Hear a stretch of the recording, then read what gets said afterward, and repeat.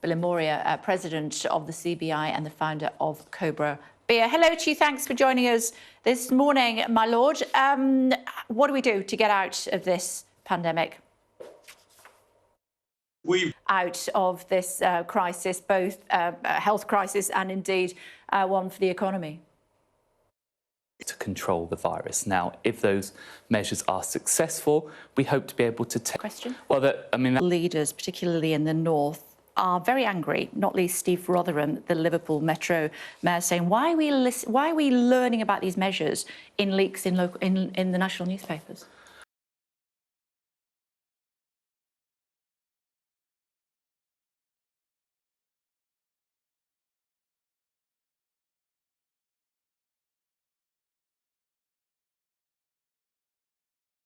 They're not briefing. My understanding is it's not being briefed. Sure?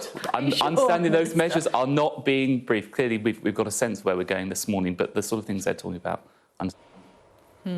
Our political correspondent Rob Powell is here. You raised your eyebrows when he said that.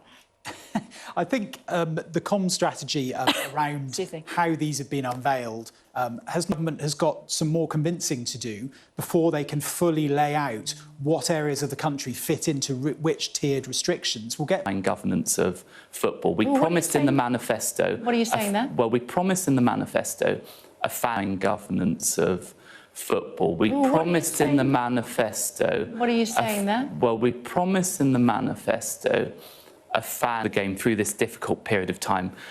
It does raise genuine questions about the governance of the sport.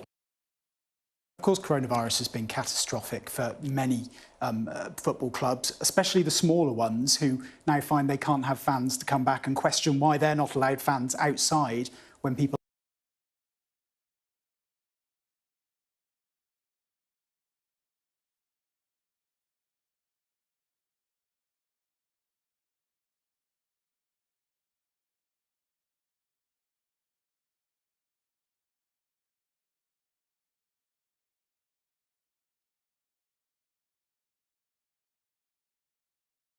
by the Chancellor, but also by the Chief Medical Officer. What will it mean for places like Liverpool City region, expected to go into the highest tier of England's new lockdown system with measures that could last up to 6 months? Joined by the Mayor of Liverpool, Joe Anderson. Hi, Joe. Thanks for joining us. Lots to talk to you about. First of all, I wondered if I could put to you what the Culture Secretary was saying, because I know that you have said, and others, including the Mayor of Greater Manchester, that you're hearing about what the plans are via briefings in the newspapers. He's saying that's not coming from Downing Street. You've got... am I right in saying it's level and down.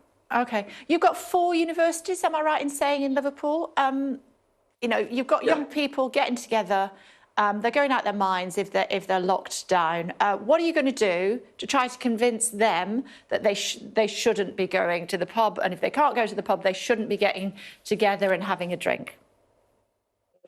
Well, that's the issue, isn't it, about winning hearts and minds? It's neck and neck down there at the moment. There will be continuing coverage on Sky News as we head up towards the presidential election on the 3rd of November. We're on the road. We're taking you to Washington, where it will be bitterly cold. What's it like here? Here's Naz. Good morning. Good morning. Good morning. Of course, covering them for you live here on Sky News, but what impact will they have on businesses in areas that are affected with the tightest restrictions? Let's talk about it in more detail. Paul Askew, owner of the Art School Restaurant and co-chair of the Liverpool Hospitality Association. Good morning to you. And also Gary Forrest, chairman of the High Street Group, which has 20 bars, restaurants and hotels in the northeast of England. Gentlemen, good morning to you both. Paul, to you first of all, if I may. We're hearing from your mayor just a few moments ago, and he was basically saying this is not what will help Liverpool at the moment, but it is being forced upon the region by the Prime Minister and his officials. What do you think?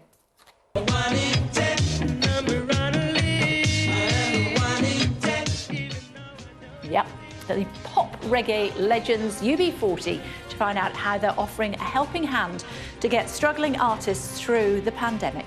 It's Monday, the 12th of October.